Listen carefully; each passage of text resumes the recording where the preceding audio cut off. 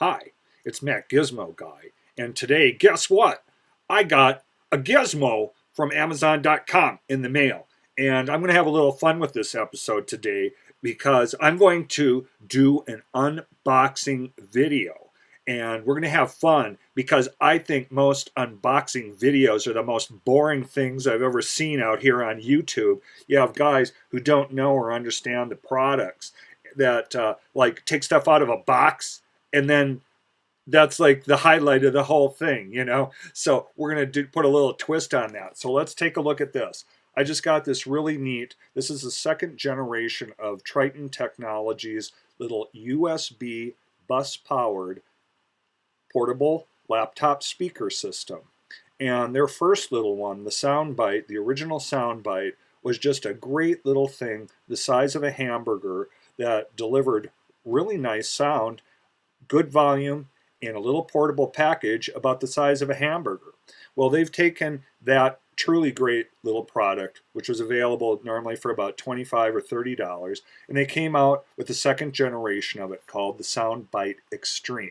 And this is cross-platform, works on Mac or PC. At least on the Mac, no drivers, you just plug it in, and it's an available audio source. So we're going to unbox this, and I'm going to show you. Here we have, you see it's made out of, the box is cardboard here, and it's folded and stuff, and it has like tabs that fit into stuff. To access what's in the package, you like open up the flap, and again we see how there's like cardboard tabs that sort of lock the box into place. So we're going to remove that. There's some flaps here that you need to like lift up and sort of move out of the way when you're doing the unboxing so that you can get out the actual product. That slide just slides right out. See how I'm just sliding that right out of the packaging. Let's talk about the actual box itself. It's open-faced. So unlike a lot of boxes, this one's open-faced, you know, to kind of show the product rather than just having a picture of it. And inside the box we see there's a nice little fake velvet carry bag, which is nice because this speaker not only is great for your desktop, but it's also designed to be a portable speaker, and this will protect it from scuffs and scratches in the bag. It also has a little drawstring on it to secure it safe and tight. Well, here we have more box packaging, and this is sort of the actual part. Notice how this part flips down, and see how it has a hole in it so that, you know, when you want to pull down that part of the box, you can do that with just your finger. And this is kind of, the box also has, so you could quasi unbox this, and these could be hung like this in a store, like at Best Buy or something, so that's pretty cool. It has a tab, a special hanging tab as part of the box.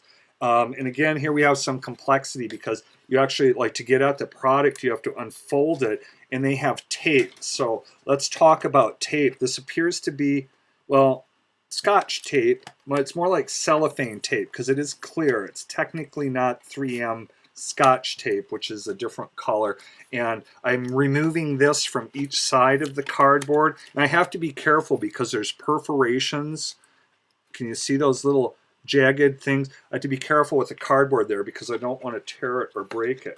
Here at the back of it, there's this plastic part of it. So this technically isn't the box, but it's packaging, and again, it could just hang like that.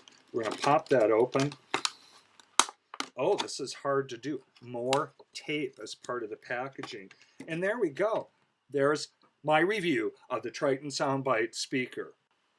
Well, I hope you found that unboxing of the Tritton Soundbite Xtreme speaker as boring as I find most of the unboxings here on YouTube and elsewhere. So here it is, the little Soundbite Xtreme portable speaker, and it has basically a woofer, if you can imagine, in something this size. This is about 50 or 52 millimeters in diameter, which is a fairly good size. And then it has two small 1-inch or about 25 millimeter drivers here for the high frequency. Unlike the old model where these used to sort of flip up and they weren't protected, I almost like this a little bit better. they stay flat down. You just angle, they sort of sit at an angle towards you, and they're protected by a screen this time so that weird, stupid fingers can't do anything dumb to speaker cones like they seem to want to. What's different about this product this year is that it has 2 input jacks. It has one for both headphones, which if you want to use those, it'll cut out the internal speakers. That was frustrating for a lot of people with just a regular set. It has a headphone jack built into it, and it also has a 1/8 inch input jack on it, which is really neat, because that way if you have an iPod or some other MP3 player, you can plug it in here and play the sound out through this much larger speaker. However, it is important to note that this does not have batteries. It gets all of its power and digital audio from a single USB cable. So it's not a standalone system. It would still need to be hooked up to a computer. And the way it does that is via a USB cable. And one of the things that I really like about this, it wraps into and tucks into the base of the speaker. It has just nice design elements. They're smart. They put little rubber feet so it doesn't slide around, and also isolates it and keeps it from rattling against the top of your desktop. Tritton, I just think your engineering team is really smart. And the USB cable then pops out. It has been dinged as a product because it has a fairly short, it's only about 18-inch USB cable. But that's some trade-offs. To let it tuck in nicely, you can't have a 6-foot one. And so another thing or two I wanted to mention was it does have, the old one had a blue light. This one has kind of a red LED indicator light near the company logo.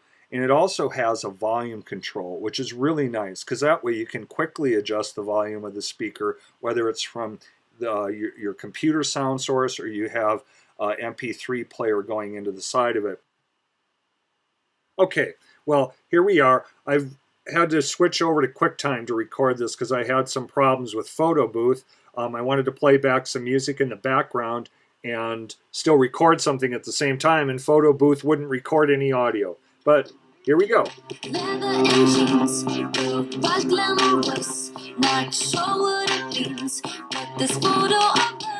That's pretty good. I have the volume on my computer set very high. I have iTunes set very high, and this doesn't distort much at all.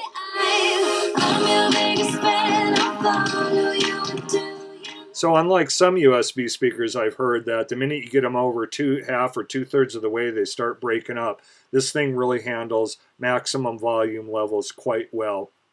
All in all, the original Soundbite was a great little portable speaker, barely the size of a hamburger. And this successor, the Soundbite Xtreme, is just a even better, smarter refinement to it.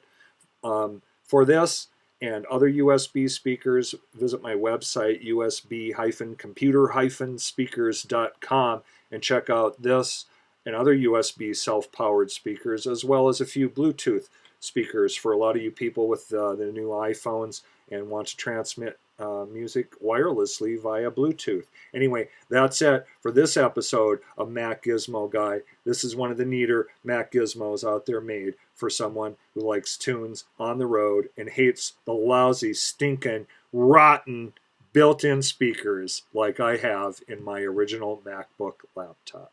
All right, bye.